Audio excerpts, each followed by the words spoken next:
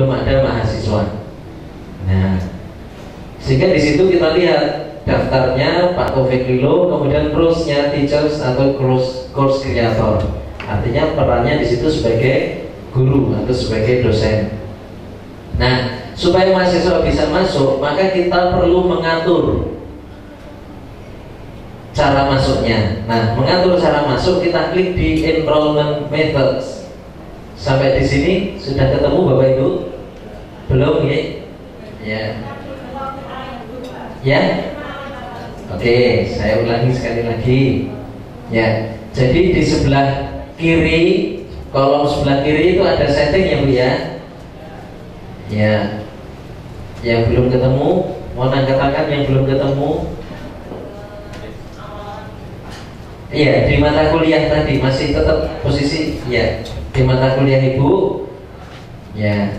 Tadi sudah masih tetap on ya, ya. Kalau on berarti di sini tulisannya turn editing off. Tidak perlu diklik kalau sudah off. Tapi kalau masih off perlu di on kan.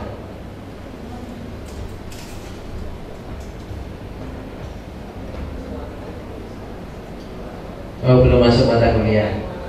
Ya. Ya, Bapak Ibu sudah berada di mata kuliahnya masing-masing ya. Itu yang akan kita kelola.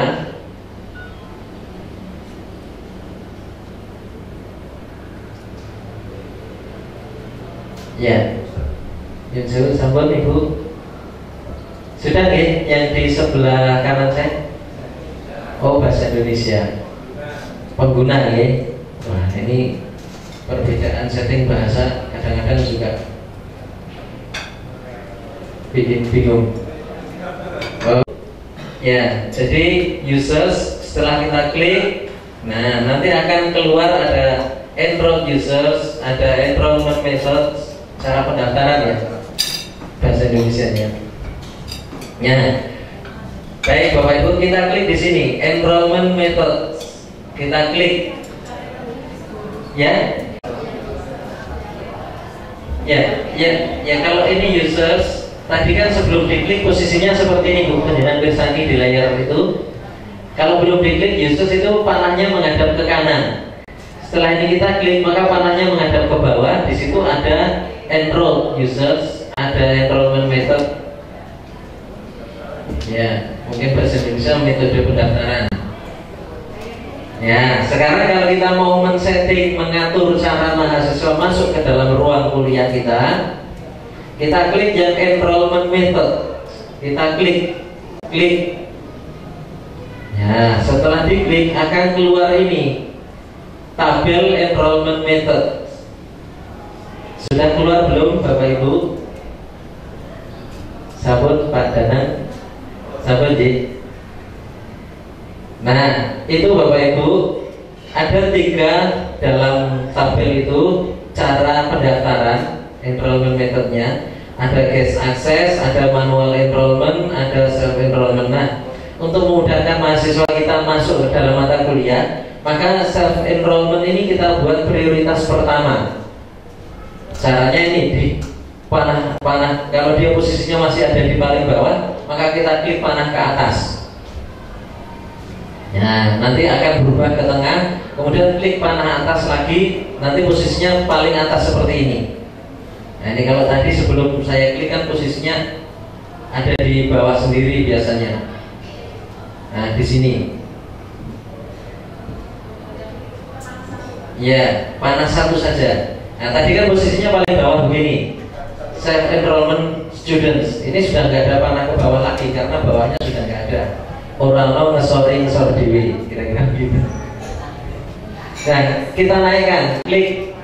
Nah, itu menjadi posisinya di tengah. Kita naikkan sekali lagi, klik, sehingga berada pada paling atas. Ini prioritas pertama untuk masuk. Nah, sehingga nanti mahasiswa masuk. Sekali lagi Bapak Ibu, untuk bisa masuk ke dalam mata kuliah kita, ke dalam e-learning terlebih dahulu, mahasiswa harus sudah pernah login menggunakan hotspotnya FKIP. Setelah mereka login menggunakan hotspotnya FKIP dengan menggunakan user dan password seperti ketika mereka registrasi, Maka mereka baru login di e-learning. Setelah mengisi beberapa form informasi yang dibutuhkan, mereka baru kita ajak untuk masuk di mata kuliah kita. Nah, maka kita men-setting di sini Bapak Ibu, di kolom edit, mungkin di situ ubah mungkin. Ya. Iya, ubah yang bahasa Indonesia. Kita klik saja ini yang gambar tangan pegang pensil ini, kita klik di self enrollment student kolom paling kanan edit, itu diklik yang gambar tangan pegang pensil. Oke, baik Bapak Ibu, sampai di sini sudah semua? Sudah. Baik, kalau sudah, ini Bapak Ibu yang atas kita lewati saja, yang pokok-pokok dulu ya. Allow self enrollment, itu artinya memberikan kesempatan mahasiswa untuk masuk sendiri tanpa kita harus memasukkan. Nah, maka di situ kan defaultnya no, kita pilih yes. Defaultnya no, kita pilih yes. Kemudian Bapak Ibu, untuk bisa masuk ke ruangan kuliah kita berikan kunci. Nah, inilah saatnya Bapak Ibu memberikan kunci yang nanti akan diberitahukan kepada mahasiswa. Kunci kelas, ya kunci kelasnya itu terserah Bapak Ibu. Misalnya ini Pak Lilo mata kuliahnya tadi Bapak PPK. Nah misalnya PPK Lilo misalnya begitu. Nah ini kelihatannya gaul-gaul Bapak Ibu. Ini kalau kita klik nanti akan muncul ya. Ya caps lock, ini kebetulan caps lock. Jadi ini sensitif terhadap apa namanya case, terhadap huruf. Ya huruf besar, huruf kecil harus diberitahukan kepada mahasiswa. Kuncinya pakai huruf besar atau huruf kecil. Nah ini misalnya saya berikan kunci PPK Lilo. Nah ini kalau pengen tidak dilihat, kita klik unmask ini, kita klik, nah kelihatannya dol. Nah ini nanti kalau kita beritahukan kepada mahasiswa kuncinya dol, nah nanti nggak bisa masuk. Ya, gitu ya. Ya. Ya, enrollment key-nya terserah penjenengan. Enrollment key itu adalah kunci atau PIN atau password gitu ya, yang akan diberikan kepada mahasiswa supaya bisa masuk ke mata kuliah kita. Begitu ya Bapak Ibu. Tidak ada batasan. Jangan panjang-panjang Bu supaya biasanya rentan lupa kalau terlalu panjang. Oh ya, jadi ini Bapak Ibu kita bisa membatasi akses kapan mahasiswa itu boleh mendaftar di mata kuliah kita, boleh masuk di ruang kuliah kita. Ini kalau kita batasi kapan dia boleh mendaftar, misalnya sejak hari ini 30 Oktober 2012, dan maksimal kapan, kalau ini kita aktifkan, itu akan memberikan batasan kepada mahasiswa. Ingin menertibkan mahasiswa, semua mahasiswa yang kuliah di mata kuliah ini maka harus mendaftar mulai hari ini misalnya. Kemudian kita batasi maksimal 1 hari. Berarti setelah tanggal 30 itu tanggal 1 bulannya November. Nah ini kita enable. Jadi, oh tidak ada batasan semester Pak kalau ini. Ini dalam rangka masuk dalam mata kuliah kita Pak. Ya, artinya di luar tanggal yang kita batasi ini, misalnya daftarnya kemarin di mata kuliah ini, misalnya, atau misalnya ini saya batasi masuknya mulainya tanggal 1. Nah, tanggal 1 bulan November. Ya, oke. Artinya saya hanya memberi kesempatan bahwa mahasiswa mendaftar di mata kuliah PPK secara online di e-learning ini hanya 1 hari, yaitu 1 November dan maksimal 1 November. Nah, berarti kalau daftarnya hari ini belum bisa, start date-nya belum aktif. Nah, gitu ya, Bapak Ibu, sampun pirsa ya. Iya, mendaftar bisa, ya. Jadi artinya pengertiannya mendaftar ini mendaftar ikut e-learning. Ya, setelah daftar maka mereka bisa akses sampai kapanpun. Ya, begitu. Sampun pirsa nggih Bapak Ibu? Sampun? Bisa dilanjut? Dalam Pak Bu. Ini tinggal diklik, ya nanti kan keluar Januari, Februari sampai dengan Desember. Ya, ya ini dicentang dulu Bu. Dicentang itu baru kita bisa berikan batasan sehingga nanti aktif. Kalau ini centangannya hilang nggak aktif.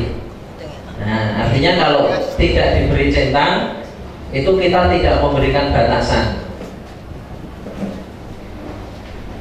Begitu Bapak Ibu.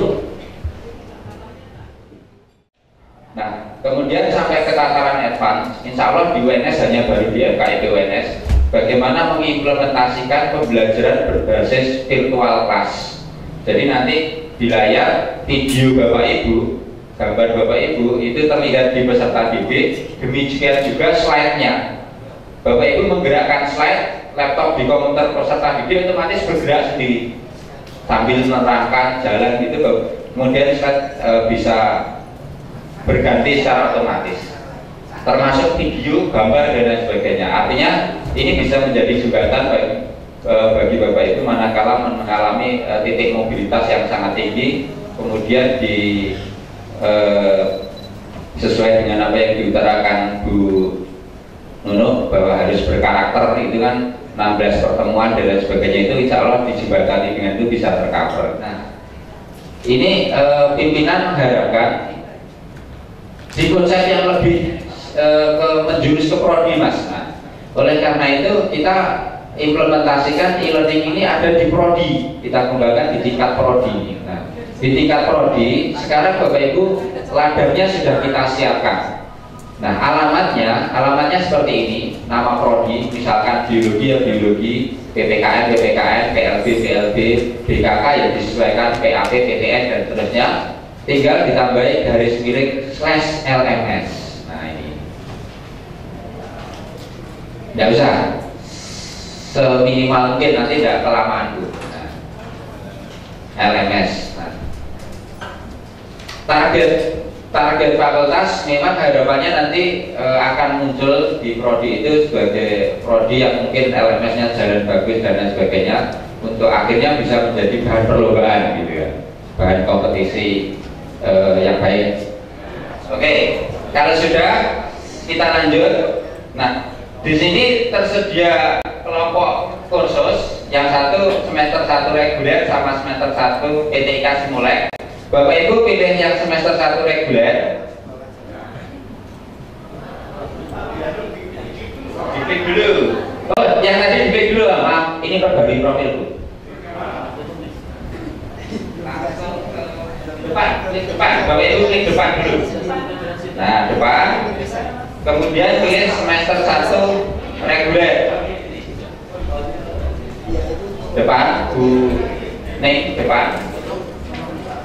Ya, sampai sini dulu Pak, sampai sini dulu. Depan. Nah, kemudian sambut Bu depan. Ya, kita kan sudah selesai, kita ke depan. Kita pilih semester 1 reguler. Nah, Bapak Ibu sebelum masuk, saya ingin singgung dulu. Kalau tadi kan tersedia semester 1 reguler, semester 1, berarti Bapak Ibu nanti untuk di prodi tinggal sesuaikan aja semester 1, 2, 3 dan seterusnya. Atau yang diaktifkan 1, 3, 5, 7. Kemudian begitu semester genap 2, 4, 6, 8 gitu boleh. Nah, nanti tugas manajer nanti yang ngatur kuliah-kuliah yang aktif mana gitu kan, biar efektif. Tetapi kalau mau di set semua juga boleh 1 sampai 8 gitu. Cuma nanti sajian di dalam menu tampilannya akan panjang. Tetapi kalau kita off-kan dulu atau kita hidden yang tidak aktif, baru semester aktif yang kita aktifkan, nanti membuat tampilan jadi lebih ringkas. Sudah Bapak Ibu? Nah, sekarang gini, saya sudah menyiapkan satu kursus yang dipakai untuk pelatihan hari ini. Ya, ini kursus ini yang saya beri nama trial version pelatihan e-learning. Nah, Bapak Ibu silahkan pilih untuk menu trial version pelatihan e-learning. Ya, ya dipilih. Okay. Ya, betul. Dari pas. Dari pas. Oh, pas. Nah, kemudian ada tampilannya berbeda, tetapi di situ ada enrollment key ya Bapak Ibu. Ya, ketemu enrollment key. Nah, di awal saya tadi mengatakan bahwa Bapak Ibu ini saya set sebagai siswa. Nah, nanti ke depan di kelas Bapak Ibu itu peserta didik tidak perlu mendaftar lagi. Kalau peserta didik sudah pernah login hotspot, berbeda Pak. Yang pernah login hotspot, mereka bisa langsung login ke e-learning. Akan tetapi dia bisa masuk kelas Bapak Ibu, yang berhak memberi password adalah Bapak Ibu. Nah, nanti bisa didistribusikan di kelas. Nah, nanti Pak Lilo yang akan membahas ini. Nah, enrollment key untuk mengikuti kursus saya, Bapak Ibu bisa ketik trial atau trial, TRIAL, trial. Kecil semua, trial, ya, trial. Ya, terus diklik enroll me.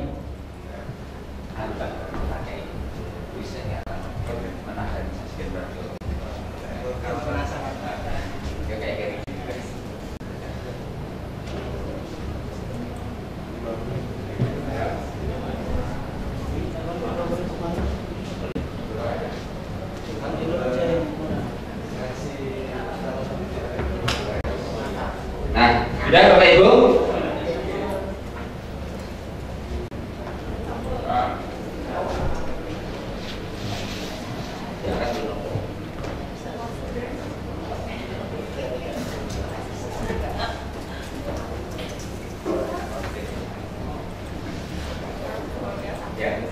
Masih ini Pak Gimin ya. Jadi kalau bingung tunjuk jari ya, di belakang itu sudah siap membantu Bapak Ibu. Jadi tidak usah khawatir, kecepatan kita insya Allah nanti sama. Sudah Bapak Ibu? Oke.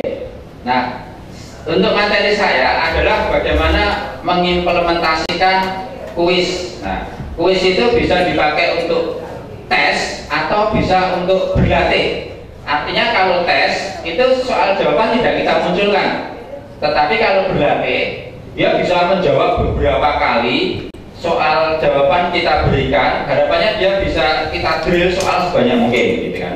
Nah, untuk tes yang saya cobakan ini adalah bagaimana mengimplementasikan LMS diterapkan pada sebuah UK, gitu. Misalkan contoh seperti itu. Nah, Bapak Ibu silahkan dipilih mencoba kuis online, gitu ya, mencoba kuis online. Sudah tentu nanti mungkin tampilannya agak berbeda, ya.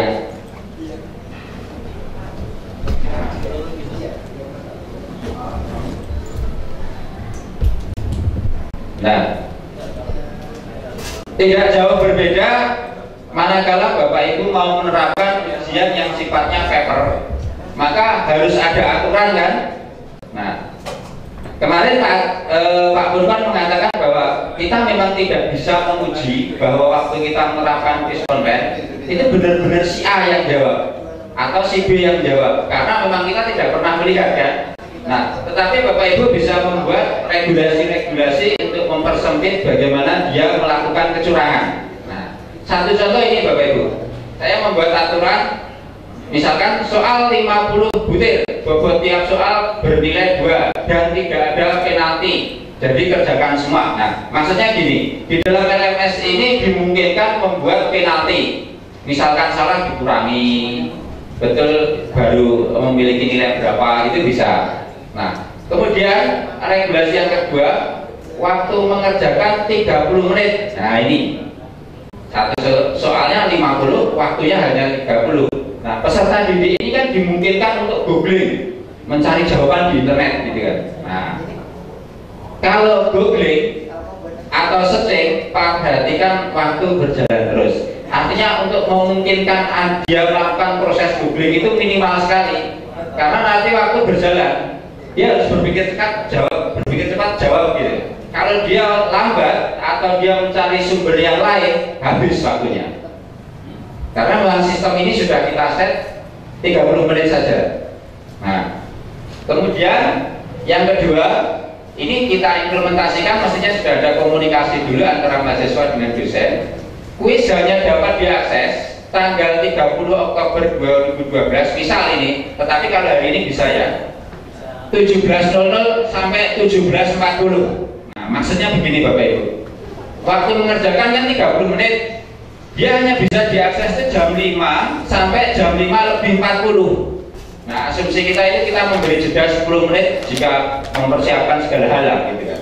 Tetapi di luar jam itu kuis tidak bisa berjalan, dia berhenti. Nah, ini satu trik-trik bagaimana mensikapi, bagaimana anak semakin minimal, karena kita tidak bisa memastikan bahwa yang jawab itu mereka, gitu kan.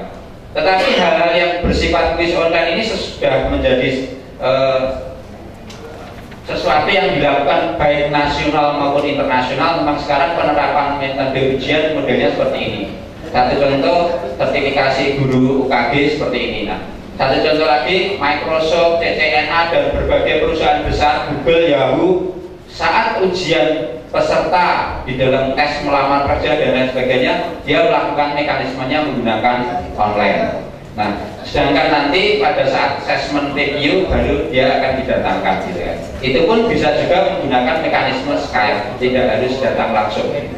Nah, artinya tren-tren seperti ini sudah dianggap dunia internasional maupun nasional adalah sesuatu yang wajar dan bisa diterima. Kalau sudah, Bapak Ibu mencoba kuis sekarang. Ya. Nah, mencoba kuis sekarang. Kemudian muncul pertanyaan itu bla bla bla bla, langsung start attempt. Start attempt. Nah, ini filter berikutnya Bapak Ibu. Filter berikutnya sebelum menjawab harus ada password. Nah, password ini kita berikan kepada peserta didik saat di kelas, atau mungkin Bapak Ibu memiliki forum di sebuah Facebook, kita sampaikan di situ. Artinya orang lain tidak akan tahu, hanya peserta didik yang ada di kelas saja. Nah, saya memberi contoh, saya sebagai dosen katakanlah gitu kan. Nah, maka passwordnya akan saya berikan mungkin 5 menit atau 10 menit menjelang kuis. Nah, Bapak Ibu belum bisa mengerjakan walaupun sudah tahu aturannya, bla bla bla, itu belum bisa mengerjakan. Dan titik waktu yang dihitung pun belum berjalan. Untuk bisa menjawab, Bapak Ibu bisa menggunakan password TEST, TEST, huruf kecil semua. Ketik aja TEST ya, ya, ya, quiz password, ya, TEST, kecil semua.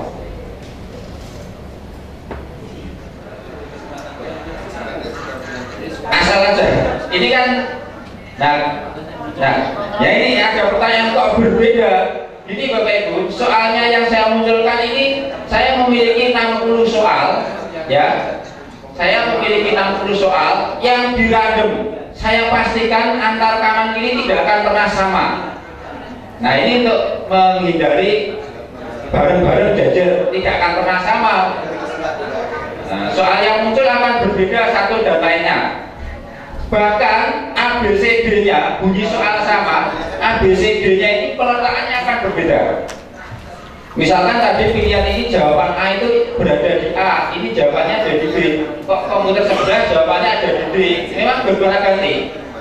Oke Bapak Ibu, silahkan dijawab secepatnya aja. Kalau ada pilihan ya diisi asal, kalau apa itu karena memang soalnya tidak cocok dengan Bapak Ibu. Jadi itu ada 3 tipe soal, satu short answer, multiple choice, sama matching. Tadi kan Bapak Ibu sudah mengikuti quiz yang saya selenggarakan gitu kan. Nah, saya sebagai dosen di posisi dosen nanti akan melihat hasil akhir dari apa yang sudah diujikan kepada peserta didik. Nah, ada 21 orang menjawab. Ya ini. Nah, kemudian kita bisa ambil siapa yang ikut nanti kelihatan semua. Siapa yang ikut. Nah, tetapi kan format yang kita harapkan misalkan Excel gitu ya Bapak Ibu. Nah, ini kita arahkan ke Excel. Kemudian download tabel data S. Kita klik, kemudian kita simpan. Setelah itu kita buka. Nah, hasilnya sudah seperti ini Bapak Ibu. Siapa, kemudian tanggal pengerjaannya, dia membutuhkan waktu berapa menit, kemudian nilainya berapa, jawabannya betul mana, jawabannya salah mana, itu kan semuanya kelihatan ini. Tidak usah koreksi, tinggal evaluasi aja. Tidak perlu evaluasi. Jadi Bapak Ibu sudah nomor 1, nomor 2 itu jawabannya sudah tertata rapi, tinggal evaluasi. Nah, nilainya ini Bapak Ibu. Nah, ini nilainya.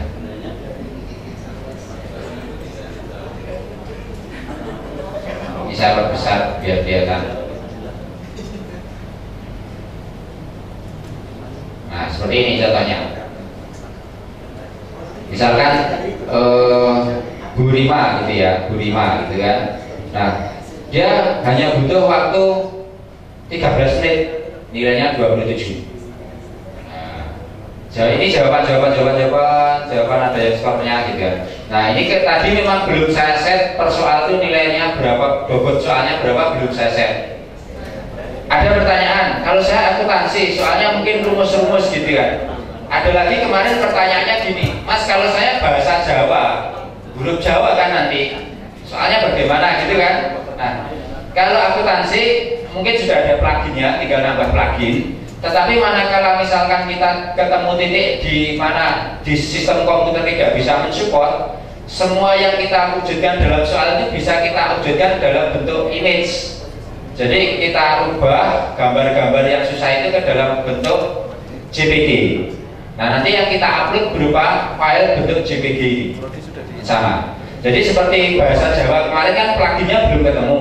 Nah, itu soal-soal bisa di scan dulu. Setelah itu dalam bentuk JPG baru nanti kita upload gitu.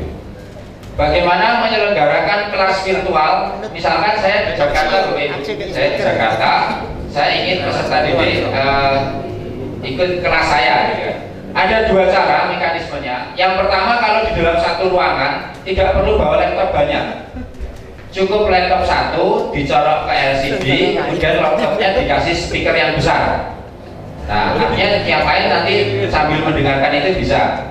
Tetapi manakala orangnya ini terpisah ke beberapa lokasi, maka harus menghadap laptop gitu kan. Nah, saya dulu. Nah, kalau mekanisme seperti ini, guru harus hadir duluan, dosen harus hadir duluan. Jadi kalau dosen belum masuk ke kelas itu tidak bisa orang lain bergabung, harus dosennya dulu ya. Saya sudah menyiapkan, misalkan saya akan melakukan perkuliahan, otomatis saya akan menyiapkan materi, saya masuk kelas gitu kan. Nah, kelas yang saya siapkan adalah ini, kelas virtual, kelas trial action gitu kan. Saya masuk, saya menyiapkan, oke, saya masuk, open gitu kan. PowerPoint sudah saya siapkan, upload.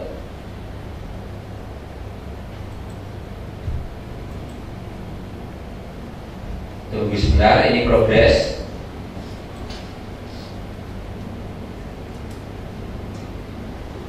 Nah, materi PowerPoint sudah siap. Ya, materinya sudah siap.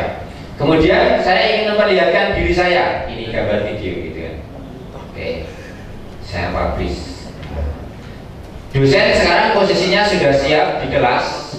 Demikian juga dengan pemaparan materi. Silahkan peserta didik masuk. Nah, Bapak Ibu di situ sudah saya sediakan kelas virtual version. Bapak Ibu pilih tadi yang saya pilih tadi, langsung kursus depan Bapak Ibu ke atas saja. Depan ini depan. Ini. Ya. Kemudian pilih yang semester 1 reguler. Nah, tidak harus semuanya menampilkan ya, tetapi kalau Bapak Ibu ingin menampilkan boleh. Nah, misalkan di kelas kan cukup satu layar LCD aja kan bisa, nanti sudah muncul gitu kan. Oke, yang lain coba perhatikan dulu Bapak Ibu. Nah, manakala kita menjelaskan, kita ingin geser slide, saya ingin tekan slide ini saja, nanti slide saya berubah, otomatis yang lain slide-nya juga ikut berubah. Berubah ya Pak Mutarem? Belum. Sudah mestinya? Sudah begitu Pak? Ya, sudah. Nah, ini terus, jadi slide itu bisa mengikuti. Nah, yang selama ini kalau kita pakai Skype, memang kita punya kendala bagaimana mendistribusikan slide PowerPoint kita gitu kan. Bapak Ibu, ini contoh virtual class. Kalau saya ngeset ini 1 menit, insya Allah bahwa saya akan jadi Bapak Ibu untuk membuat ini nanti 5 menit saya pastikan Bapak Ibu bisa. Nah, gitu ya, jadi insya Allah gampang sekali. Nah, apa yang dikatakan Prof. Sajidah tadi bahwa kita bisa menjembatani perkuliahan manakala di hotel mana ada tugas dan lain sebagainya, masuk dulu ruangan sebentar, connect internet, kemudian siapkan kelas, gitu kan sudah bisa menjadi melaksanakan penyelenggaraan perkuliahan. Streaming berarti ya.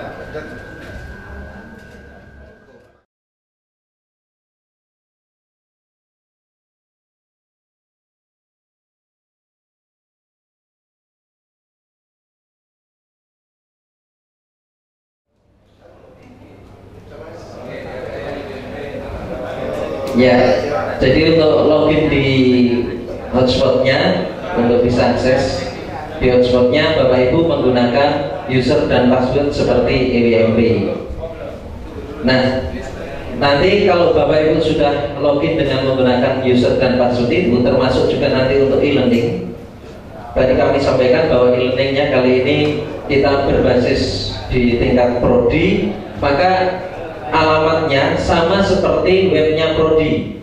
Contoh misalnya biologi.fkip.uns.ac.id/lms. Jadi Bapak Ibu silakan dibuka situs LMS di masing-masing prodi, di prodinya masing-masing. Yang fisika itu berarti fisika.fkip.uns.ac.id/lms. Yang biologi sama tadi sudah. Kemudian saya tidak hafal, mungkin PTB juga begitu, ptb.fkip.uns.ac.id/lms, sama seperti webnya prodi, di belakangnya ditambah /lms. Kemudian di pojok kanan atas setelah berhasil klik login, kemudian Bapak Ibu gunakan user dan password seperti ketika tadi login hotspot. Nah, kalau Bapak Ibu berhasil, maka akan keluar form yang harus diisi. Tips cepatnya adalah Bapak Ibu mengisi yang ada tanda asterik merahnya, ada formnya merah di situ yang diisi supaya cepat. Nanti yang lain setelah advance silahkan diedit, termasuk memasukkan gambar, foto dan sebagainya. Ya, logout. Khusus yang administrator. Yang lainnya silahkan kalau ingin coba-coba nambah foto dan sebagainya. Nah, setelah kita berhasil login, hal yang perlu kita lakukan yang paling utama tadi sekali lagi adalah manajemen user atau akun yang ada di prodi masing-masing. Nah, tentunya kalau Bapak Ibu sudah berhasil login dengan menggunakan user dan password khusus administrator tadi, tampilannya kurang lebih seperti ini. Nanti defaultnya mestinya belum ada, available coursesnya belum ada, masih kosong, tidak masalah. Ini karena kebetulan di biologi sudah ada. Nah, Bapak Ibu silahkan klik ini site administration. Ya, site administration itu kalau belum diklik, itu panahnya menghadap ke kanan. Kalau setelah diklik, itu panahnya menghadap ke bawah. Nah, Bapak Ibu, di dalam LMS ini ada beberapa tingkatan akun dengan berbagai level kewenangan juga. Jadi kewenangannya berbeda-beda sesuai dengan jenis akunnya. Nah, kita bisa melihat akun apa saja atau level akun apa saja yang ada di LMS ini. Kita bisa lihat ini di bawah permission itu ada define roles. Ini bisa kita klik. Define roles.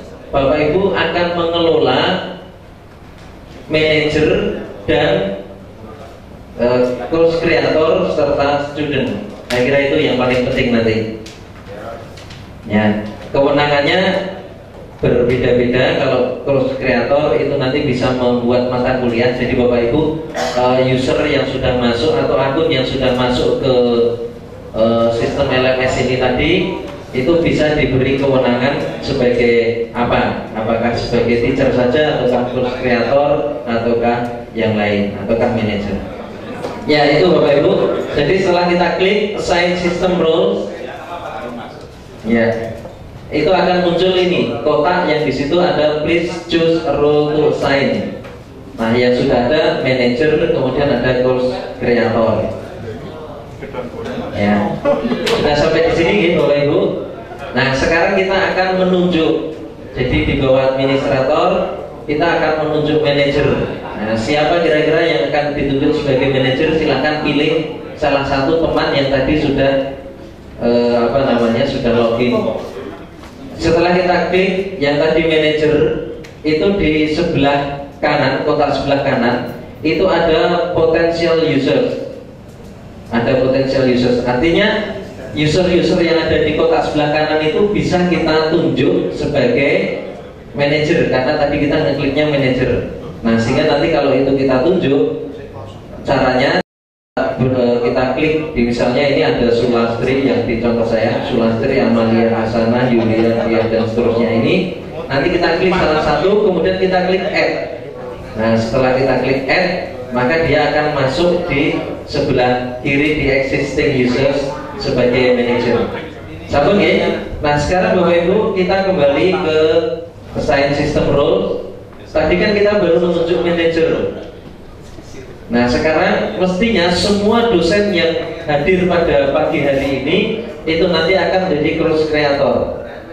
Jadi nanti sebagai dosen yang bisa memunculkan mata kuliah atau membuat mata kuliah, termasuk juga menyelenggarakan. Maka kita klik cross creator.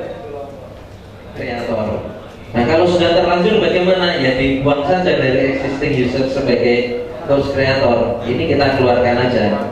Misalnya ini saya tadi sudah terlanjur masukkan Sulastri, Amalia, Esti, Yulia. Ya, bisa masuk kan? Boleh dimasukkan. Ya, semua yang hadir di sini masukkan saja sebagai cross creator. Nah, Bapak Ibu, hal pertama yang perlu kita lakukan itu adalah membuat e-learning ini. Ya, caranya di sebelah kiri, kolom sebelah kiri, di situ ada setting, ada my profile setting. Nanti Bapak Ibu bisa lebih lanjut akan dibantu oleh Pak Taufik Lilo untuk mengupdate profile, menambahkan foto dan sebagainya. Sekarang kita ke site administration dulu. Ya, kalau seperti tadi, kalau belum diklik, ini menghadap ke kanan panahnya. Kemudian setelah diklik, di situ ada course. Di bawah course ada add atau edit courses. Nah, itu kita klik. Ya, kita klik. Ya. Saya ulangi ya, sekali lagi di bawah site administration kita klik lagi, kemudian di bawahnya ada add atau edit courses, kemudian itu kita klik add atau edit courses. Nah, karena Bapak Ibu belum pernah membuat, mestinya di situ kosong, maka kita klik add a new course. Add a new course. Nah, Bapak Ibu sekarang kalau sudah berhasil mestinya muncul seperti ini, edit course settings. Nah, ini Bapak Ibu, edit course setting. Kalau sudah berhasil, kita mau membuat mata kuliah, ada di edit course setting. Kita masukkan di situ ada course full name. Kita masukkan nama mata kuliah kita lengkap. Misalnya apa ya? Misalnya mata kuliah saya telah kurikulum misalnya.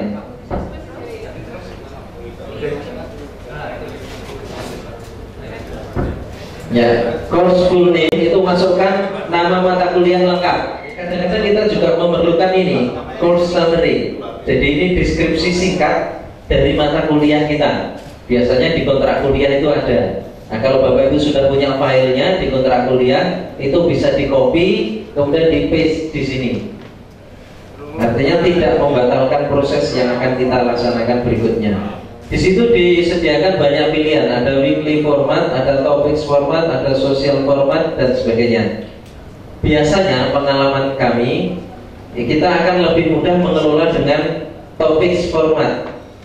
Artinya mata kuliah ini nanti akan kita bagi menjadi beberapa KD, atau barangkali topics format ini basisnya KD, gitu. Kemudian berikutnya yang perlu diisi juga, yang mendesak adalah number of weeks atau topics. Berapa banyak topics yang ada di mata kuliah kita itu. Misalnya di sini saya isi 10, berarti di situ nanti ada 10 topik. Kemudian berikutnya sudah sampai di sini Bapak Ibu. Ini tentunya sesuai dengan karakteristik mata kuliah masing-masing. Kalau topiknya cuma ada 6, ya diisi saja 6. Ya. Kalau topiknya ada 14, ya silahkan diisi 14. Kalau ini sudah terlanjur berjalan, Bapak Ibu menggunakan mata kuliah yang ada di semester ini, ya tidak apa-apa. Kita mulai dari bulan dulu ketika kita mulai kuliah, tidak masalah.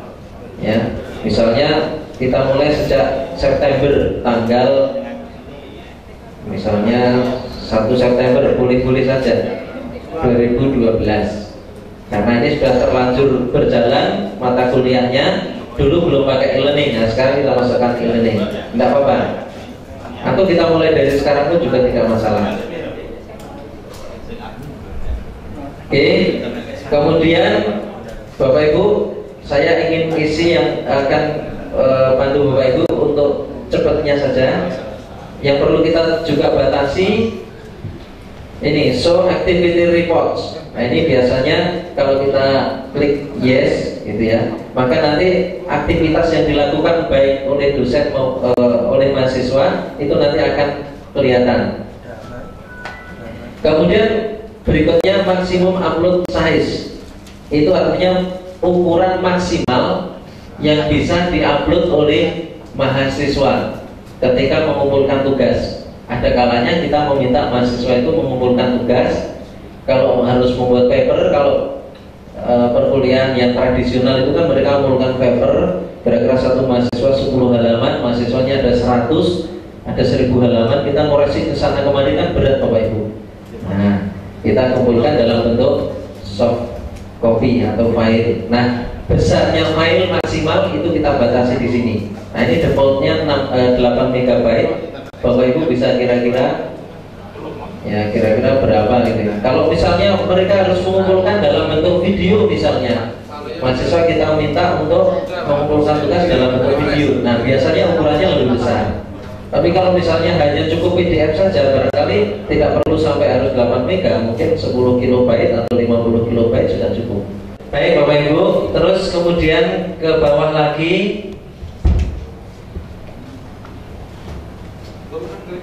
Itu yang penting-penting sudah kita isi. Kemudian kita klik save change. Save change ya. Nah nanti yang lainnya setelah Bapak Ibu terbiasa menggunakan, bisa menambahkan informasi-informasi lain di form-form yang tadi belum kita isi. Nah kalau sudah berhasil, Bapak Ibu sudah berada di ruangan atau halaman mata kuliah kita. Tadi di mata kuliah saya telah kurikulum biologi. Kemudian ini judul mata kuliahnya yang paling atas ini. Kemudian ini adalah baris navigasinya. Saat ini kita ada di mana? Home, My Course, kemudian TKB. Nah TKB ini singkatan dari mata kuliah tadi, telah kurikulum biologi. Jadi ibaratnya nanti mahasiswa itu kita minta untuk login di e-learning. Ya, mahasiswa masuk di e-learning, masuk dengan menggunakan alamat sama seperti tadi, prodi masing-masing ditambah /LMS. Kalau biologi, biologi.fkip.uns.ac.id/LMS. Nah ini analoginya seperti mereka masuk di kampus. Nah setelah masuk di area kampus, mestinya mereka kalau mau kuliah masuk ke dalam ruang kuliah kita. Tentunya tidak semua mahasiswa itu bisa masuk atau boleh masuk di ruang kuliah kita. Hanya mahasiswa yang ikut kuliah kita saja yang masuk. Nah, maka kita perlu memberikan batasan-batasan akses kepada user supaya nanti yang masuk itu betul-betul mahasiswa kita. Nah, ini Bapak Ibu, kalau di sebelah kiri, di kolom kiri itu kan ada setting dan sebagainya. Di situ ada users. Nah, nanti di situ di bawahnya ada enrolled users, ada enrollment method dan seterusnya. Nah, ini Bapak Ibu, kita kalau ingin mengetahui kira-kira berapa mahasiswa yang sudah mengikuti kuliah kita atau yang sudah enroll di dalam mata kuliah kita klik di sini enrolled users. Nah, di situ ternyata isinya baru nama dosennya toh. Ya, karena belum punya mahasiswa. Kalau mahasiswanya sudah ada, di situ nanti akan tercantum semua Bapak Ibu. ada first name dan seterusnya itu, kemudian last access, akses terakhirnya kapan, kemudian rules, perannya sebagai apa. Nah, di situ peran saya sebagai teacher sekaligus sebagai course creator. Kalau nanti sudah ada mahasiswa, nanti rulesnya ini berisi student. Di bawah enrolled users itu ada enrollment methods. Itu kita klik. Ketemu gitu Bapak Ibu? Yang ini kita klik. Nah, di situ akan muncul tabel enrollment methods. Ada name, ada users, up, down, edit dan sebagainya. Softwarenya Radius dengan Radius sehingga semua mahasiswa yang sudah pernah login dengan menggunakan hotspot itu bisa masuk login di e-learning. Tetapi setelah masuk di e-learning tentunya kita menghendaki mahasiswa yang kuliah dengan kita masuk di mata kuliah kita. Nah, oleh karena itu bahkan mahasiswa masuk itu mereka kita berikan kesempatan prioritas pertama supaya nanti kita tidak repot di self enrollment students ya. Itu kan biasanya posisinya ada di paling bawah. Setelah klik satu kali dia ada di tengah. Setelah itu kita klik lagi panah ke atas. Nah, sekarang berada di posisi paling atas, self enrollment students. Di kuliah kita tidak perlu geret mahasiswa masuk ke ruangan. Biarkan masuk dengan sendirinya, tapi kita beri kunci. Nah, analoginya begitu kira-kira. Di sebelah bawah dari mata kuliah kita tadi itu sesuai dengan setting kita. Kalau kita setting topik, maka di situ akan muncul topik sebanyak topik yang tadi kita berikan. 10 yang muncul 10 dan seterusnya. Nah, ada dua hal penting yang bisa kita lakukan, yang harus kita lakukan di dalam mengelola mata kuliah ini. Yaitu di sebelah kanan itu ada add an activity or resource. Nah, itu bisa kita klik Bapak Ibu. Add an activity or resource. Nah, ada dua kelompok besar, activities dan resource. Activities itu untuk memberikan tugas, ujian, kuis, kemudian survei dan sebagainya. Assalamualaikum warahmatullahi wabarakatuh. Bapak Ibu yang saya hormati, Bapak Ibu sampai saat ini sudah mulai tadi membuat kelas. Baru buat kelasnya tadi. Jadi belum ada isinya. Yang namanya kelas kan ada komponennya, kita pengajar, kemudian mahasiswa, dan mahasiswa kemudian ada bahan ajar atau sumber belajar, kemudian yang terakhir ada aktivitas kelasnya. Nah, sampai saat ini tadi kira-kira ada yang perlu diulang lagi dari apa yang telah dijelaskan Pak Bowo tadi. Karena yang terpenting ini Bapak Ibu, kalau kita belajar LMS ini agar supaya ini memang benar-benar berjalan, kan komponen kelasnya itu tadi harus komplit, termasuk mahasiswa tadi. Nah, kalau mahasiswa tidak kita ajarkan untuk masuk ke kelas kita ini, tentunya pembelajarannya juga jadi tidak berjalan. Artinya kita harus memberikan pengarahan ke mahasiswa bagaimana cara masuk ke kelas kita, termasuk membuat kunci masuk enrollment tadi. Tadi apakah ada yang masih ditanyakan membuat kuncinya tadi? Sudah jelas ya? Sudah ya? Kalau sudah kita lanjutkan untuk ke mata kuliah masing-masing. Bapak Ibu silahkan masuk ke mata kuliah yang diampu masing-masing. Bapak Ibu bisa kembali ke ini di bagian kiri ini. Di kiri ini ada setting ya, di bawah kalau tidak nampak setting. Di situ ada edit setting, course administration, edit setting. Ini kalau kita masuk edit setting itu adalah seperti kita tadi membuat yang pertama tadi.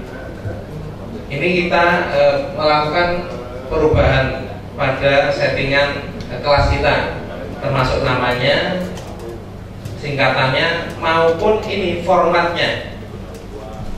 Formatnya apakah topics format atau weekly format. Nah, kalau weekly kan by date ya, tanggal gitu ya. Kadang kan kita kuliah kan tidak sekaku tanggal itu. Nah, saya juga lebih suka topik format, karena kita bisa menata kuliah kita itu setiap pokok bahasan, misalnya pokok bahasan 1, pokok bahasan 2, pokok bahasan 3, pokok bahasan 4 dan seterusnya. Atau misalnya kita dalam satu kotak di kelas itu ada KD1, KD2, KD3 dan seterusnya. Nah, itu letaknya di sini Bapak Ibu perbedaannya. Topik format atau weekly format. Nah, kalau ingin merubah ya kemudian ini dijadikan topik, kemudian disimpan, save change. Maka yang tanggal-tanggal tadi sudah menjadi topik-topik. Nanti Bapak Ibu yang saya hormati, Bapak Ibu sudah punya topik 1, topik 2 dan seterusnya. Ini karena kalau yang ini pada kotak yang pertama ini saya sudah melakukan perubahan. Kalau Bapak Ibu masih topik 1 itu, ini kita klik turn editing on. Jadi ada menu ini, add an activity or resource. Yaitu kadang bingung editing off dan editing on ini. Untuk memunculkan menu ini, turn editing on diklik. Jika ada setiap kotak, setiap topik itu muncul add an activity or resource. Jadi masing-masing punya menu sendiri. Nah, ini akan saya praktekkan kalau KD1 ini sudah misalnya. Ini yang KD2 ini, yang topik 2 ini akan saya kelola. Saya akan tambah. Yang pertama kita akan mengupload sumber belajar dari file kita untuk diunduh atau di-download mahasiswa dan seterusnya yang wujudnya file. Nah, sebelum itu kalau Bapak Ibu pengen memberi judul topik ini, kalau ini kan sudah saya beri judul, kalau yang sudah saya praktekkan saya pemeriksaan konstruksi.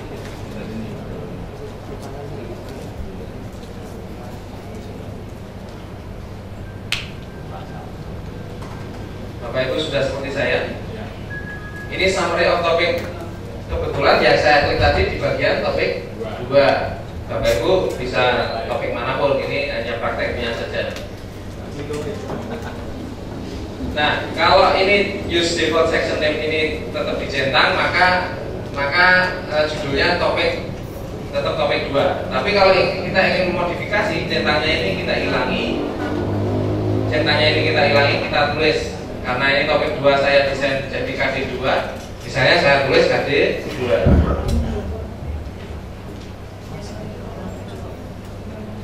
Kemudian summary-nya, ini judul KD2 apa? Misalnya pokok bahasanya apa misalnya. Nah, ini Bapak Ibu bisa memodifikasi ini formatnya seperti format Word biasa itu yang biasa kita lakukan. Baik bisa hurufnya, rata tengah, garis bawah, dan seterusnya. Bahkan warnanya, dan seterusnya. Bahkan bisa disisipi gambar. Tapi nanti saja sisipin gambar dan seterusnya kalau ada waktunya. Ini kita yang pokok-pokok dulu. Sampun. Kalau sampun di save change. Nah, sehingga di topik 2 saya sudah berubah menjadi KD2. Ini nama section name tadi. Kemudian judul di KD2 atau pokok bahasan di KD2 saya ada ini, praktek pemeriksaan konstruksi. Nah, selanjutnya saya ingin ngupload bahan pembelajaran saya. Bapak Ibu pada topik kotak topik yang bersangkutan ini silakan klik add an activity or resource. Ini klik, sehingga muncul pop up add an activity or resource. Ini ada 2 komponen, ada activities. Kalau ini scrollnya diturunkan, ada resource. Jadi intinya dalam pembelajaran kan ada sumber belajar, ada aktivitas pembelajaran. Silakan diamati ini komponen-komponennya. Kalau aktivitas itu penugasan, ada kuis gitu ya. ada forum diskusi. Tapi kalau sumber belajar mulai buku, file folder, masuk halaman, termasuk link ke website lain. Nah, yang kita praktekkan pertama ini adalah kita pilih resource file, klik add, maka akan muncul halaman adding a new file to add2 misalnya. Ini tergantung section name-nya tadi apa. Kalau tidak diganti ya tetap topik 2. Name-nya ini adalah nama file yang akan kita unggah. Misalnya presentasi tentang apa namanya, nama filenya. Deskripsinya ya uraian singkat mengenai file itu isinya apa. Ini hanya keterangan singkat saja, tidak perlu panjang-panjang. Kalau sudah diturunkan, nah ini ada konten. Konten itu isinya apa filenya. Nah ini kita klik add. Konten select file, kita klik add. Kemudian kita klik browse kalau sudah. Browse itu artinya kita akan mencari file di hard disk kita, di laptop kita. Maka akan muncul ini guys, seperti explore itu ya. Itu adalah untuk memilih file mana yang akan kita upload. Itu bisa berupa file apapun. Yang paling lazim ya PowerPoint. Tapi saya punyanya materi PDF, ya bisa saja. Kalau sudah ketemu, dipilih filenya, kemudian di open. Jika sudah, kemudian upload this file. Ini di halaman depan tadi, di adding new file tadi. Ini sudah ada file di sini. Kalau sudah ini save di bawah, di paling bawah itu ada save and return to course. Nah, jadinya file yang baru saja saya upload sudah masuk di sini. Jadi salah satu materi ajar saya tentang praktik pemeriksaan konstruksi itu salah satunya adalah PDF ini berupa exercise halaman adding a new assignment to KD2.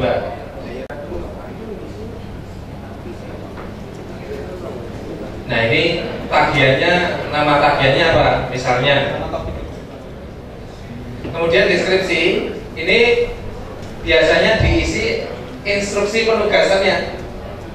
Bapak Ibu menyuruh mahasiswa itu untuk ngapain pada tugas ini. Intinya ini Bapak Ibu instruksi penugasan ya, format laporannya, kemudian batas waktunya mau disajikan ya silakan. Ini intinya instruksi penugasan. Ini bisa di format-format, numbering-nya bisa, numbering secara otomatis seperti itu juga bisa dengan ngeklik.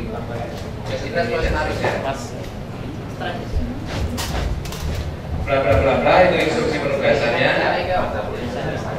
Kemudian kita turunkan. Nah ini Bapak Ibu, penugasan ini bisa dibuat kaku sekali dan juga bisa dibuat manusiawi sekali. Ini kan penugasan. Ini kalau submission artinya mulai bisa dikumpulkan itu kapan? Kalau ini tidak kita centang, berarti kapanpun langsung bisa mengumpulkan. Ini mulainya kapan? Due date itu adalah terlambatnya. Paling lambat kapan? Late submission ini.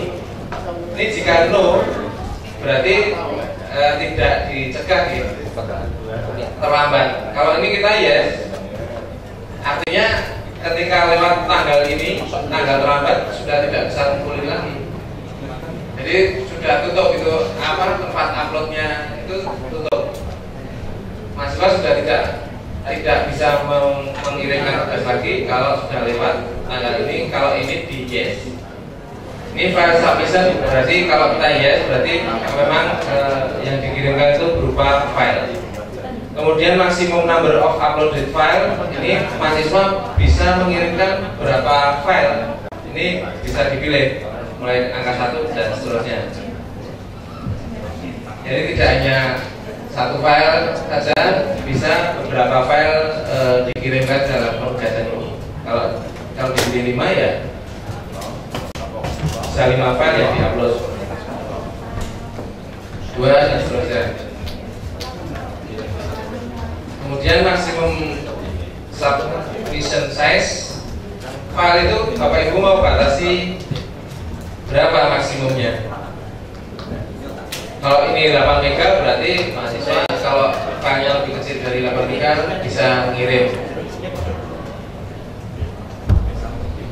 Kalau Bapak Ibu mau membatasi 1 MB saja bisa.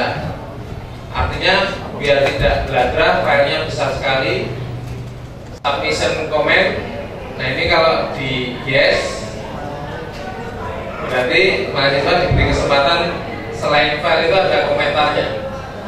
Kemudian feedback setting. Nah feedback comment, kalau ini kita ingin memberikan komentar, ini kita yes. Kalau tugas dikirimkan kan nanti harus kita komentari. Nah feedbacknya berupa komentar dan berupa nilai. Kemudian sudah save and return to course, berarti kembali ke mata kuliah. Kalau save and display kita nyoba yang save and display tadi kan kita ini terus. Kita coba save and display misalnya. Ini submitted 0. Ini berarti belum ada mahasiswa yang mengumpulkan. Karena belum ada yang mengumpulkan, berarti ya belum ada yang betul dinilai. Ini saya akan praktekkan untuk ini, misalnya ada mahasiswa yang mengirimkan gini ya. Komen, kalau ini kita ingin memberikan komentar, ini kita yes. Kalau tugas dikirimkan kan nanti harus kita komentari. Nah feedbacknya berupa komentar dan berupa nilai.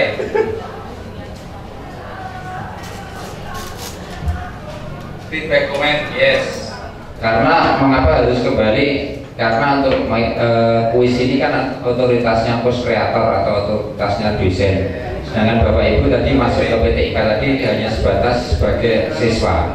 Sekarang Bapak Ibu masuk ke prodi masing-masing sebagai course creator atau pembuat kursus atau dosen.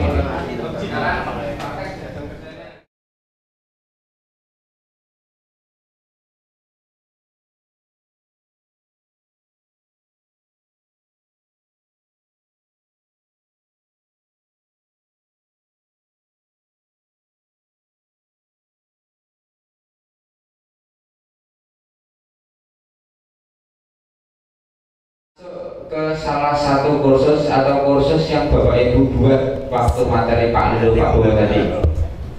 Pilih salah satu kursus. Sudah? Kalau sudah dipilih, di sini ada hidupkan mode ubah atau turn editing on. Ya, kita pilih kalau yang bahasa Indonesia hidupkan mode ubah, yang bahasa Inggris turn editing on. Kita klik dulu, pilih yang kuis. Tadi assignment sudah, ini yang tadi tinggal kuis. Kalau nanti waktu cukup bisa ke forum, bisa ke chat, obrolan. Sudah kuis? Oke, kita klik tambah sekarang. Yang warna merah ini wajib diisi. Nah Bapak Ibu, kuis ini namanya apa? Misalkan kita mau terapkan ini untuk belajar aja, latihan soal untuk materi bla bla bla, boleh. Tapi manakala mau dipakai untuk uji kompetensi, silahkan aja. Uji kompetensi ke berapa atau uji kompetensi untuk materi apa, silahkan disesuaikan dengan tujuan Bapak Ibu menyelenggarakan kuis. Misalkan saya kuis UK 2 gitu, misalkan ini. Asumsi kuis tidak harus menguji kemudian keluar nilai, bisa jadi berlatih mengetahui jawabannya. Nah ini biasanya untuk lembaga biar kita lulus UAN itu kan kita drill soal gitu kan. Nah kalau kemarin, kalau tadi Bapak Ibu mencoba itu kan tidak tahu jawaban yang benar mana. Nah nanti bisa dimunculkan jawaban yang benar, atau Bapak Ibu tidak, tadi kan hanya jawab sekali, boleh jawab beberapa kali. Itu nanti tergantung setting Bapak Ibu di sini nih. Kemudian di perkenalan ini memang perkenalan dari penerapan kuis ini. Biasanya diisi tadi regulasi tadi. Coba saya ambil contoh daripada saya ngetik. Nah, biasanya nanti akan diisi aturan dari kuis ini. Kalau di sini contohnya seperti ini tadi. Nah ini saya ambil aja. Nah di sini ini diisi aturan dari penyelenggaraan kuis ini. Misalkan peraturan atau apa atau tata tertib itu boleh. Bapak Ibu membuat proses kuis ini berjalan lancar sesuai dengan target Bapak Ibu, artinya peserta memang benar-benar si peserta. Kemudian nah ini berbagai filter ini bisa dimasukkan ke dalam sebuah peraturan.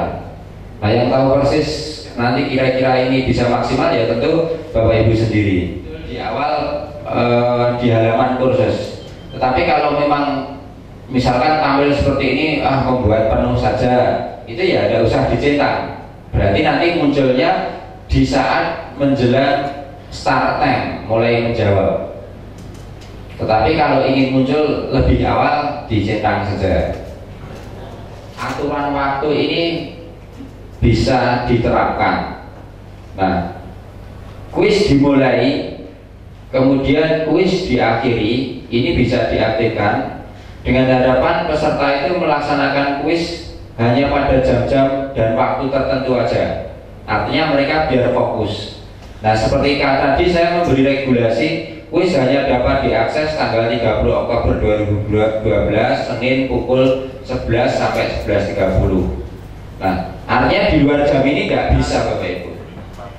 Di jam ini berarti peserta didik fokus di hadapan komputer semua. Nah nanti Bapak Ibu silahkan set sendiri gitu.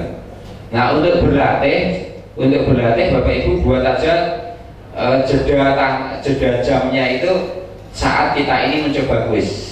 Misalkan 13.08 sampai 15 atau nanti berakhir 15, gini kan berarti di antara jeda selama pelatihan kuis ini nanti kuis ini bisa diakses. Karena ini proses menjelaskan, jadi nanti kalau sudah mencoba sekali itu cepat sekali. Kedua, time limit. Time limit itu kalau tadi waktu kuis Bapak Ibu seperti ini ya, waktu kuis, waktu itu yang akan muncul di sini nih Bapak Ibu. Waktu yang akan muncul di pojok kiri atas. Jadi waktu menyelenggarakan kuis nanti muncul waktu ini. Nah ini. Nah itu pengaturannya di sini nih. Time limit. Yang di bawahnya tanggal mulai, tanggal diakhiri itu. Kalau dibuat 25 berarti nanti dia akan menghitung mundur seperti ini. 25 terus sampai waktu habis. Nah, manakala peserta didik hanya jawab 17 waktu habis, ya memang habis, dia bisa mengerjakan 17 saja. A time must be submitted before time expire or they are not counted. Jelas nih, jadi jawabnya pada waktu yang sudah ditentukan atau dia tidak akan dihitung dalam kegiatan kuis ini.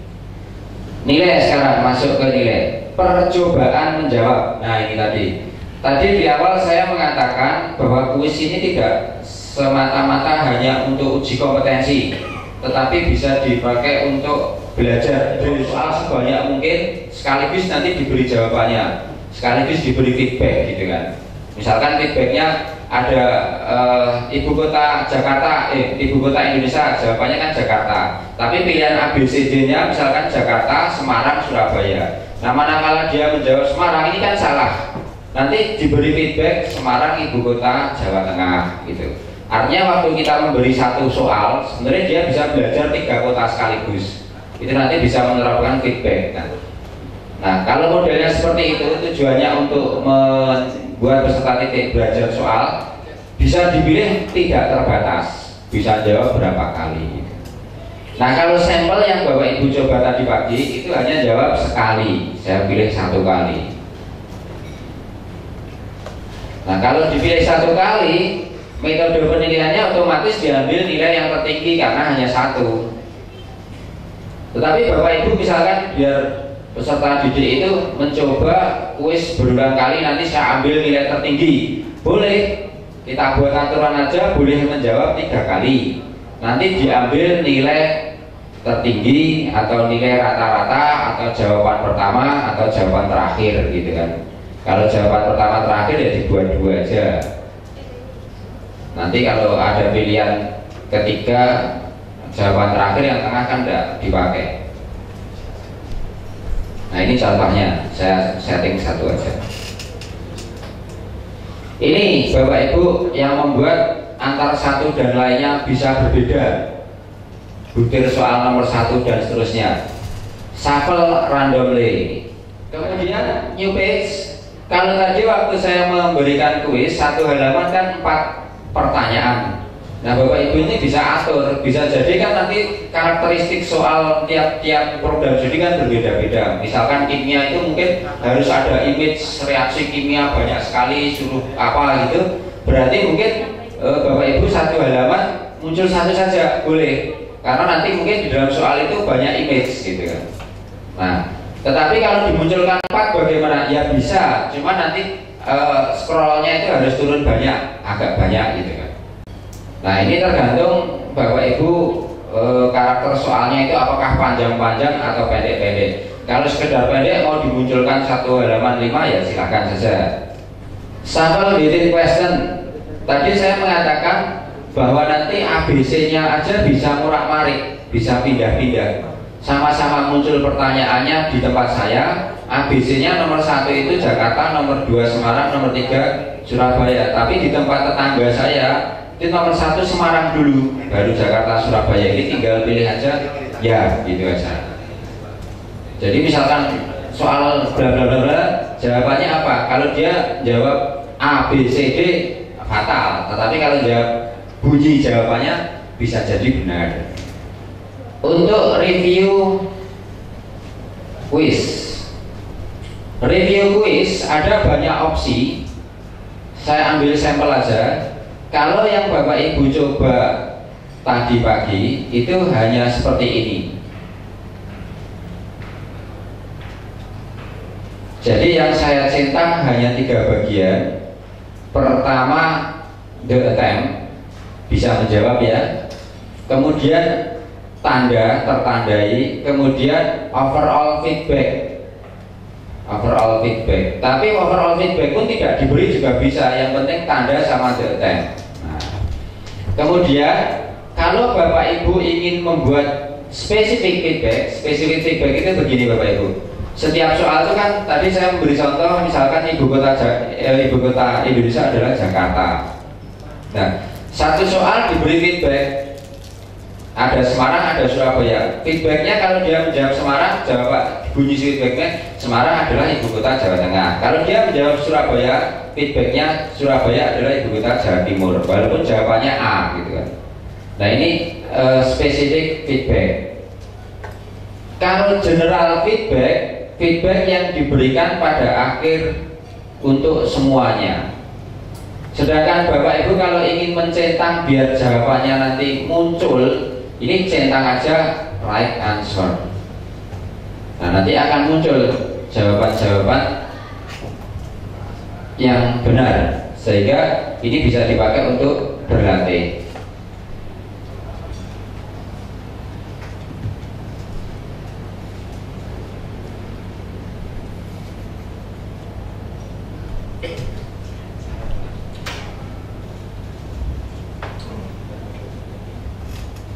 Saya rubah tidak terbatas. Sudah?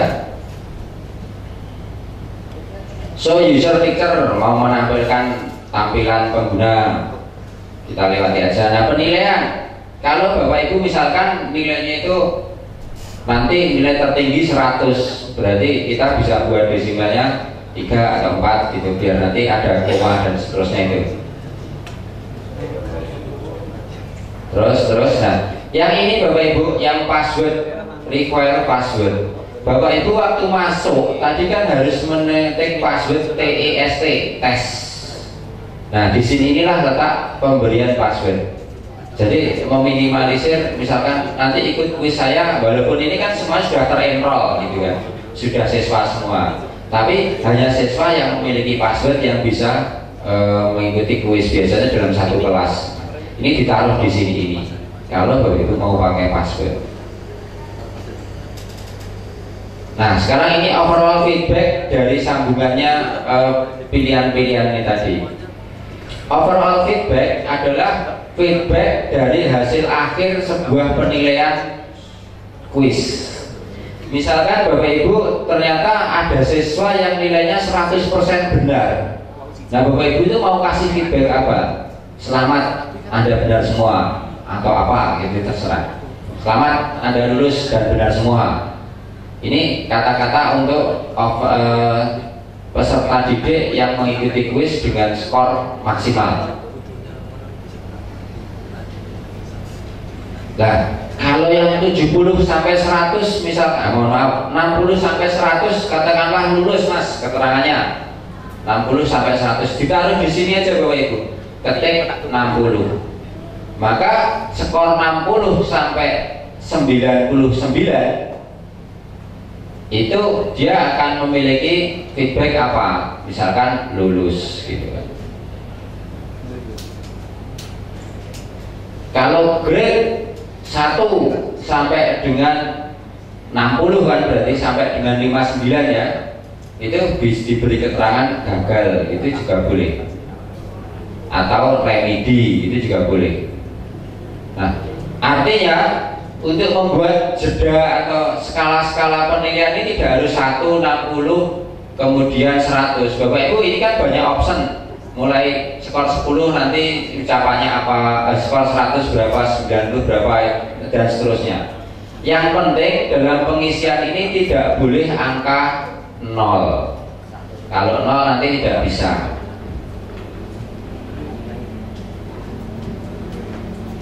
Nah, seperti ini Bapak Ibu. Memang ini yang lama kan membuat regulasi kuis ini. Regulasi ini harus diatur dulu, sehingga nanti pada waktu kuis sesuai dengan harapan Bapak Ibu. Oke, selesai, kita simpan dan kembali ke kursus. Maka rumah untuk meletakkan soal-soal kita ke dalam kuis sudah kita buat. Nah, ini saya buat di topik 2 ya tadi.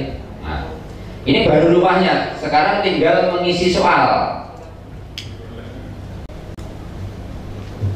Nah, ini tadi kalau sudah pada tataran advance, cepat Bapak Ibu, paling set 3 menit gitu selesai. Tinggal kita sudah mengingat, oh kuis tanggal sekian, jam sekian, kemudian nanti saya akan kasih password apa, udah itu yang perlu diingat-ingat. Sudah seperti ini Bapak Ibu tampilannya. Ya mungkin beda penjelasan karena saya tadi copy paste dari soal sebelumnya. Sekarang kita edit quiz. Edit quiz banyak cara. Bapak Ibu bisa pilih tanda tangan pegang pensil ini, perbarui ini, atau di sebelah kiri ini kan ada pilihan edit quiz. Nanti kita klik dulu ya, kita klik dulu quiz. Nah, nanti otomatis di sini pilih edit quiz. Atau Bapak Ibu langsung yang tadi gambar pensil tadi. Edit quiz. Sudah sampai seperti ini Bapak Ibu, sama? Ya mungkin berbedanya ini saya hilangkan aja. Nah, gini mungkin tampilannya.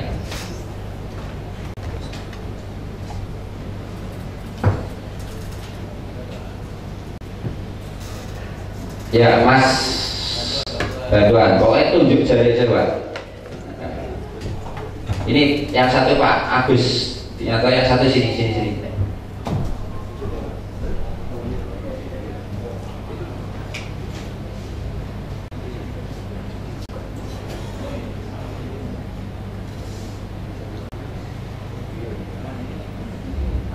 Diklik kuisnya,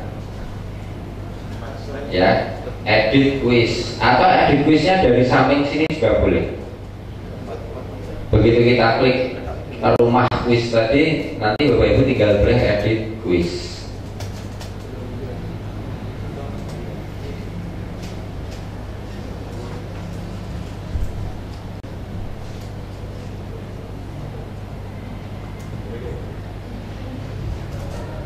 Sudah.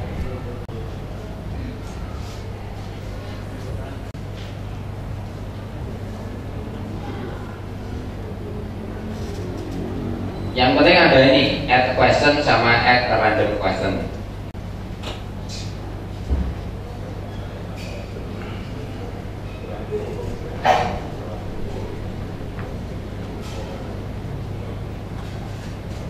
Sebentar, sabar nunggu yang lainnya.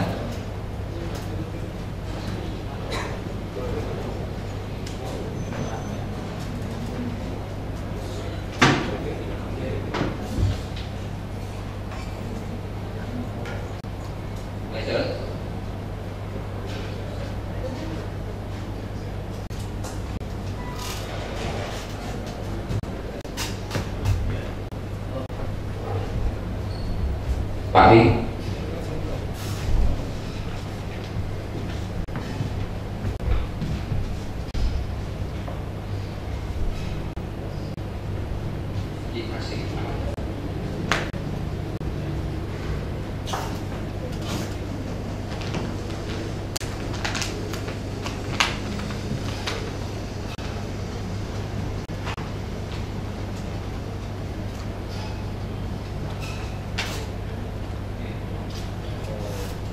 Arahkan kuis.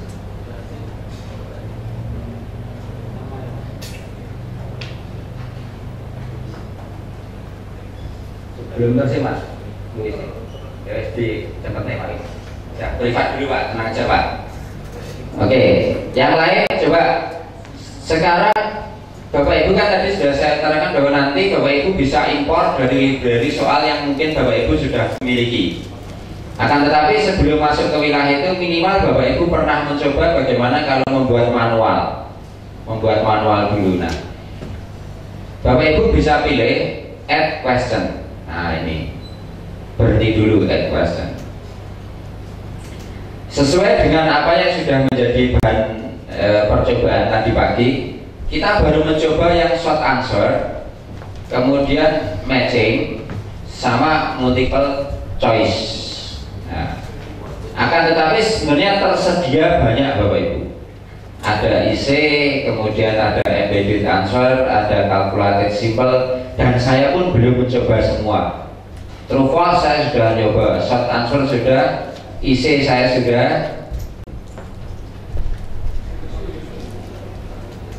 Yang angka-angka ini saya belum pernah mencoba, nanti bisa. Nah bagi Bapak Ibu yang dari prodi matematika, kimia, fisika, nanti silahkan dicoba. Nah nanti menemui kendala kita diskusikan di ICT, biar nanti ketemu titik permasalahannya. Nah seperti kemarin ada dari prodi bahasa Jawa. Nah kalau bahasa Jawa nanti bagaimana gitu kan? Memang bahasa Jawa saat ini kita juga belum pernah ada atau tidak, saya belum tahu plugin yang bisa memfasilitasi sehingga fitur bahasa Jawa itu bisa masuk. Nah tetapi misalkan toh kalau tidak ada, itu bisa kita siasati semuanya dengan image. Jadi kalau larutan kimia atau bangunan atau apa itu bisa di scan dulu dalam bentuk JPG. Nah nanti tinggal dimunculkan ke dalam soal dalam bentuk gambar, bisa gitu. Itu misalkan di dalam plugin yang tersedia dari fitur LMS ini tidak bisa mengcover. Nah, saya ambil contoh yang paling mudah, multiple choice. Kita pilih multiple choice, kemudian selanjutnya.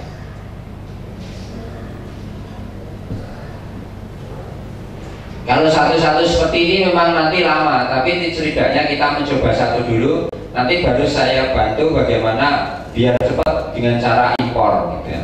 Impor. Iya.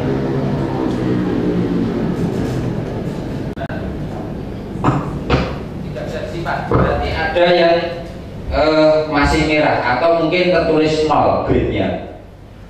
Coba. Yang merah harus diisi semua. Pertama itu. Dan yang kedua di dalam grid permasalahan ini tidak ada.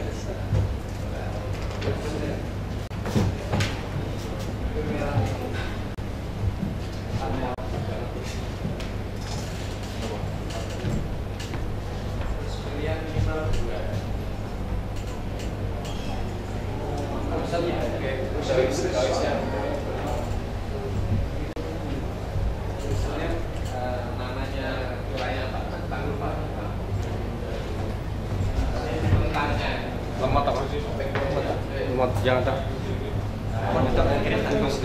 Oh, komputer ini. Lagi lagi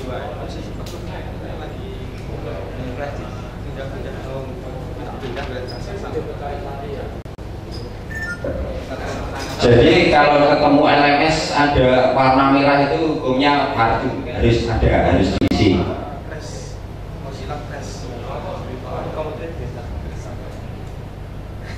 Sudah? Questioning, misalkan soal nomor 1 gitu kan. Atau ini disesuaikan saja dengan Bapak Ibu. Misalkan soal materi apa itu boleh. Ini fleksibel aja dengan tujuan Bapak Ibu. Baru di bawahnya question tag, pertanyaan. Saya ambil contoh tadi aja, ibu kota Indonesia gitu kan. Nah gini, saya membuat pertanyaan ibu kota Indonesia. Di dalam pemberian nilai, Bapak Ibu tidak harus memberikan nilai yang sifatnya sama. Misalkan ABCD nilainya 2 semua, itu tidak. Akan tetapi Bapak Ibu juga bisa membuat nilai itu memiliki bobot tertentu. Misalkan soal nomor 1 ini saya anggap susah, kita beri bobot nilai 30, itu boleh. Yang lain nanti 10, yang lebih mudah lagi 5 gitu. Tapi default itu standar dari sistem ini memberi nilai 1. General feedback Bapak Ibu, tadi kan di dalam opsi tadi ada banyak general feedback, overall feedback, kemudian ada specific feedback, right answer, kemudian ada tanda, ada attempt. Nah, ini general feedback inilah yang muncul di dalam setelah jawaban nomor 1 ini diselesaikan. General feedbacknya apa? Itu misalkan kalau dia jawab betul apa, kalau dia jawab salah apa, atau Bapak Ibu membuat feedback untuk ibu kota Indonesia, terus diberi keterangan aja ibu kota Indonesia Jakarta, terus dibuat komplit apa gitu boleh. Jadi general feedback dari pertanyaan nomor 1 ini tidak harus capek nanti, tidak harus nanti kalau dibuat, saya tidak bisa isi aja.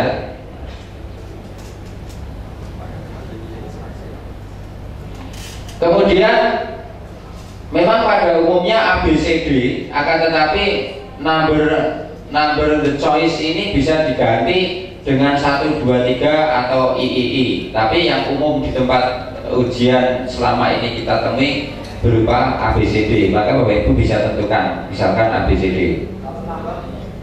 Kalau hanya 3 saja, oh bisa, nanti mau 3, 4, 5 sampai 10, 20 bisa Pak. Nanti otomatis ini kalau Bapak Ibu memberi jawabannya itu hanya 3, berarti nanti hanya berhenti ABC. Bapak Ibu misalkan nanti sampai ke E, berarti nanti choice-nya itu isinya sampai 5, otomatis. Sekarang kita ke jawaban. Nah, choice 1 ini jawaban untuk pilihan. Jangan diasumsikan choice 1 pasti A ya. Enggak, nanti bisa jatuh di B, bisa jatuh di C. Karena nanti di shuffle tadi dibaca sendiri nanti oleh komputer. Nah, choice 1 kita buat asumsi aja jawaban salah, kita ketik Semarang gitu kan, misalkan.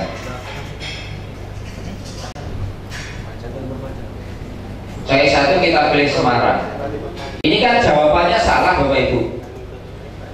Kalau jawaban salah berarti nilainya apa? Silahkan Bapak Ibu tentukan gitu kan.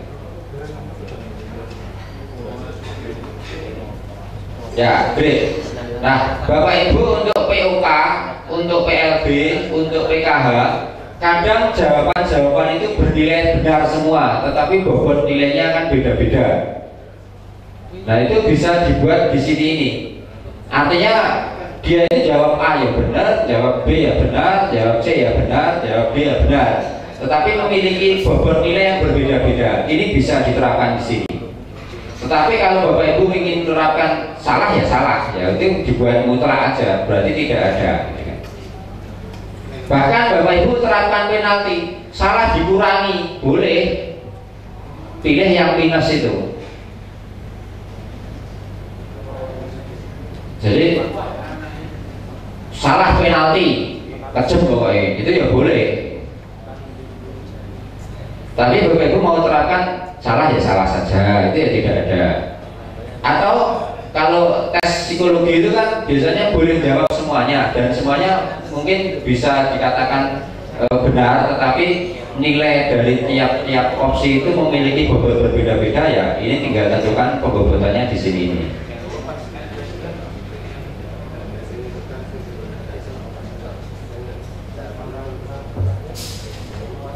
Gimana Bapak Ibu? Dong ya? Oke, kita masuk ke, nah ini feedback. Kalau kita soal ini kita pakai untuk latihan, misalkan latihan soal, biar peserta didik itu selain dapat, kalau dia tahu Jakarta Indonesia, sekalian aja Semarang itu diberitahu gitu kan.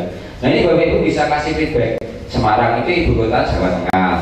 Itu misalkan kalau mau kasih feedback. Jadi kalau soal ini dipakai untuk berlatih, walaupun dia jawab sekali, tapi dapat 3 ilmu. Oh Semarang ini, Jakarta ini, Surabaya ini. Itu untuk feedback tiap-tiap opsi jawaban. Artinya salah pun nanti tahu yang, oh mengapa salah, ternyata jawaban salah saya itu alasannya ini, gitu ketemu. Nah saya membuat opsi B, misalkan jawaban benar Jakarta gitu kan. Maka saya akan memberi nilai gitu kan, berapa persen dari bobot yang di sini tadi Bapak Ibu.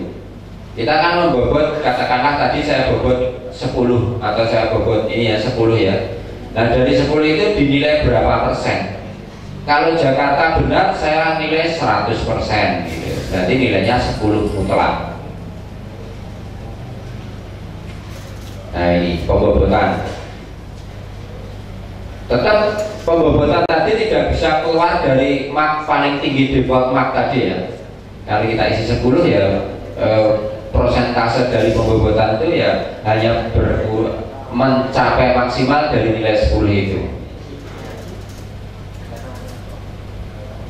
Misalkan jawaban C, choice 3 kita beri jawaban Surabaya. Nah ini kan salah, maka saya beri tidak ada. Saya beri feedback Surabaya adalah ibu kota Jawa Timur. Saya tambah choice D, ini juga salah. Saya ketik misalkan Palembang.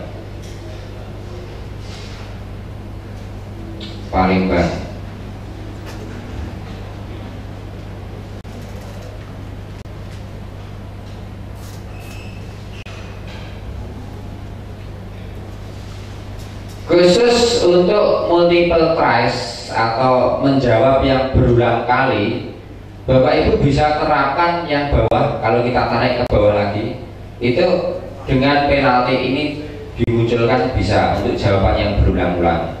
Tetapi kalau tidak ya diisi 0%. Kalau ingin menerapkan penalti, makanya di dalam soal saya tadi yang pertama soal 25 butir dan tidak ada penalti. Artinya benar ya benar, salah ya salah.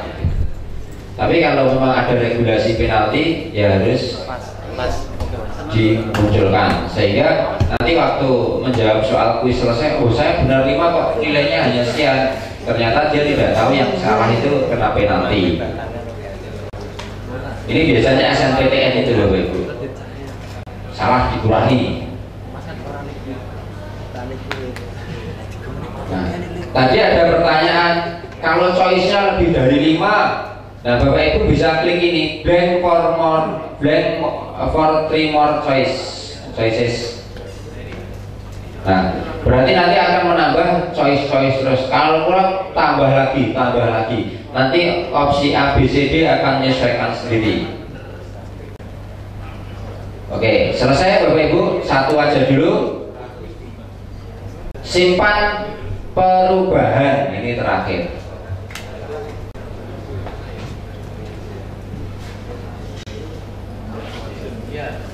Save change. Kita sudah membuat satu soal. Akan tetapi yang saya harapkan bukan seperti ini Bapak Ibu. Yang kami harapkan Bapak Ibu itu sudah memiliki library soal. Nah, tinggal nanti diedit. Import, ada import. Kalau copy paste dari sini bisa juga Pak. Tapi modelnya copy nanti bukan paste, Ctrl V. Kalau paste tidak mau ini, Ctrl V.